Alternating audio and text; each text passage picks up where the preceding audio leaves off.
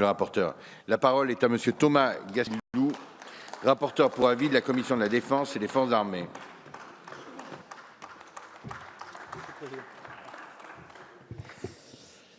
Bien, Monsieur le Président, Mesdames les ministres, Madame la Présidente de Commission, mes chers collègues. Pour la troisième année consécutive, j'ai l'honneur de vous présenter mon avis concernant le budget de l'armée de terre. Cette année encore, j'ai étroitement associé à mes travaux Sereine Mauborgne, députée du Var, que je remercie pour son implication. Autant vous le dire tout de suite, le budget 2020 est conforme à la trajectoire ambitieuse fixée par la LPM.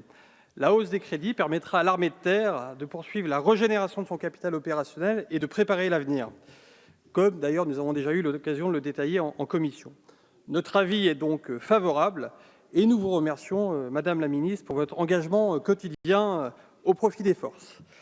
Encore hier, vous étiez en Estonie et vous avez assisté à une manœuvre interarmes conduite par notre armée de terre dans le cadre de l'opération Lynx. Cette année, avec Sereine, nous avons décidé d'approfondir notre réflexion sur le rôle des réserves opérationnelles.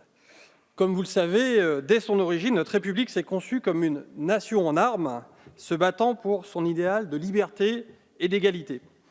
Au début des années 2000, la professionnalisation des armées et la suspension de la mobilisation de masse a transformé les réserves en un acte volontaire d'engagement au profit de la défense nationale. Puis, une remontée en puissance des réserves a été opérée après les attentats de 2015. Le PLF 2020 prévoit ainsi pour l'armée de terre environ 100 millions d'euros pour les réserves, soit plus du double des 46 millions de 2015. À ce jour, la réserve opérationnelle d'engagement de l'armée de terre, dite RO1, est constituée de 24 000 hommes, soit un peu plus de la moitié des 40 000 réservistes des armées. Ces militaires à temps partagé effectuent en moyenne 40 jours d'activité chaque année. La RO1 est désormais intégrée aux armées qui ne sauraient plus fonctionner sans. Chaque jour, ce sont ainsi 4 000 réservistes qui sont employés, notamment dans la protection du territoire national. C'est par exemple un réserviste qui a neutralisé le tueur au couteau de la gare Saint-Charles à Marseille. Autre exemple, lors de l'attentat de Strasbourg, l'état-major tactique était armé également par des réservistes.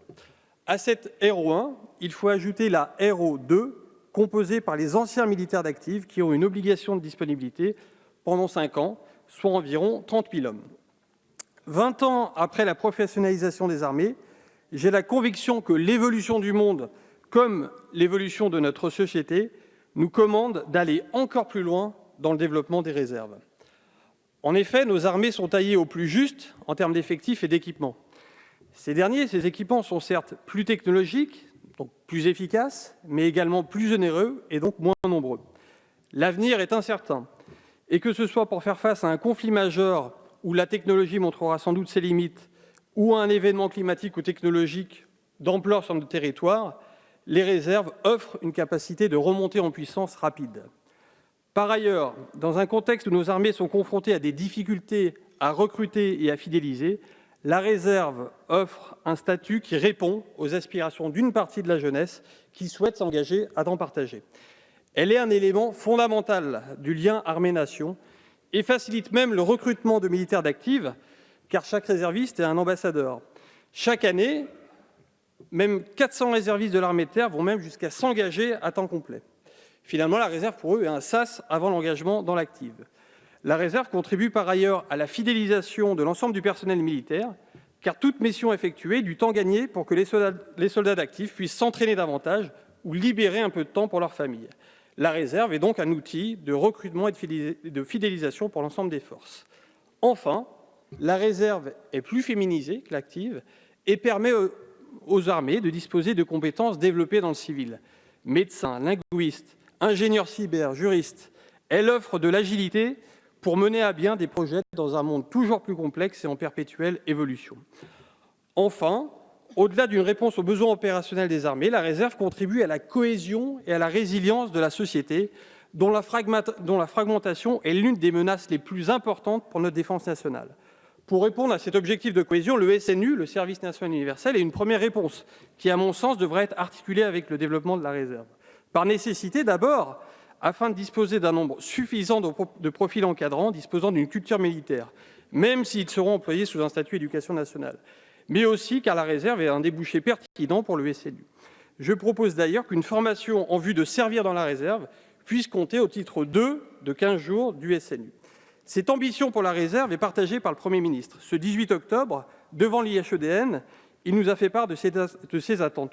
Je cite : « Pour faciliter le recrutement des réservistes, la conciliation avec la vie professionnelle et valoriser les compétences militaires dans le civil. » Car effectivement, si le budget dédié aux réserves a très nettement augmenté depuis 2015, beaucoup de points restent à améliorer pour que la RO1, que ce soit concernant le statut du réserviste, son emploi opérationnel, la bonne articulation avec la vie civile.